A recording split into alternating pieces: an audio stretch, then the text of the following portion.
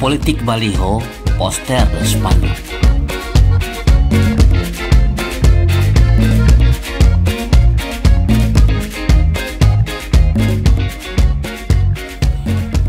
Saudara, festival baliho, poster, dan spanduk yang sedang berlangsung saat ini adalah pertanda bahwa mutu perpolitikan di negeri ini masih terlalu jauh dari kondisi ideal.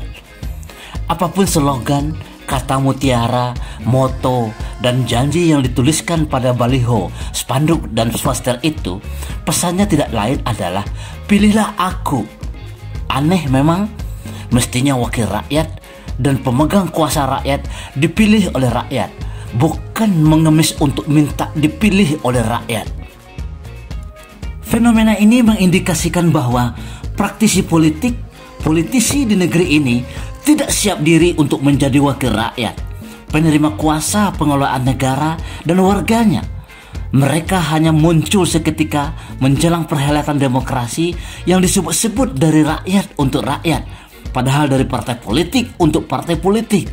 Mereka terpaksa dan harus memaksakan dirinya memperkenalkan dirinya kepada rakyat karena mereka memang tidak dikenal, tidak memiliki rekam jejak pengelolaan negara, dan tidak memiliki kepercayaan diri bahwa mereka akan dipilih oleh rakyat. Sehingga mereka harus berlomba-lomba dengan ukuran dan jumlah spanduk, poster, dan baliho. Perlu disadari bahwa ukuran dan jumlah spanduk, poster, dan baliho mencerminkan kualitas seseorang calon anggota legislatif, calon bupati, wali kota, dan gubernur, serta presiden. Semakin besar dan semakin ramai jumlah spanduk, poster, dan baliho seseorang, semakin diragukan kualitas dan integritasnya. Keselarasan antara kata dan perbuatan seorang calon anggota legislatif yang minta rakyat memilihnya. Namun bukan pula berarti mereka yang sama sekali tidak memasang spanduk, poster, dan baliho lebih berkualitas dan berintegritas dari yang lain. Mungkin saja mereka hadir hanya sekadar memenuhi kuota calon anggota legislatif dari partai politik tertentu. Oleh karena itu, yakinkan diri Anda bahwa Anda menentukan pilihan terhadap mereka yang akan menjadi wakil Anda dan penerima amanah pemegang kuasa pengelolaan bangsa dan negara, bukan karena spanduk, bukan karena poster, dan bukan pula karena baliho yang terpampang di setiap sudut negeri.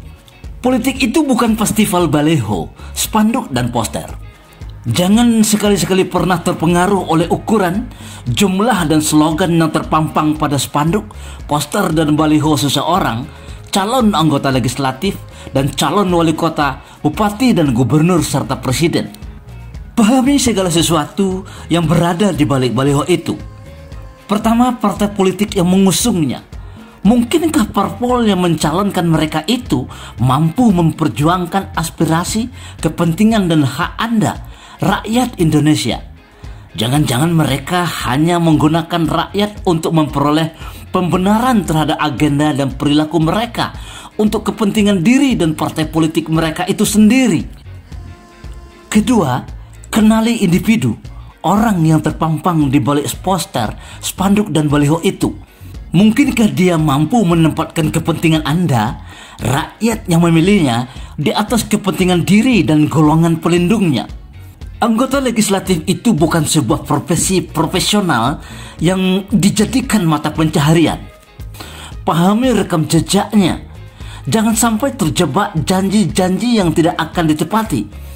Jadilah pemilih yang rasional, singkirkan keputusan emosional. Terakhir, pelajari peluang mereka meraih suara cukup untuk menjadi wakil Anda, bukan mereka yang sekadar ikut-ikutan memenuhi kuota pencalonan dari partai politik tertentu. Kecerobohan dan keputusan spekulatif terhadap calon anggota legislatif akan membahayakan perjalanan politik 5 tahun ke depan, bahkan lebih.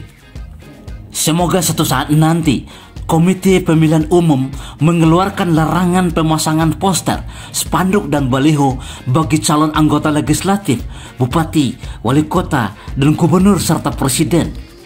Untuk apa lagi memperkenalkan diri melalui spanduk, poster, dan baliho bila seorang calon anggota legislatif, bupati, wali kota, dan presiden sudah dikenal melalui prestasi, kapasitas, integritas, dan rekam jejaknya.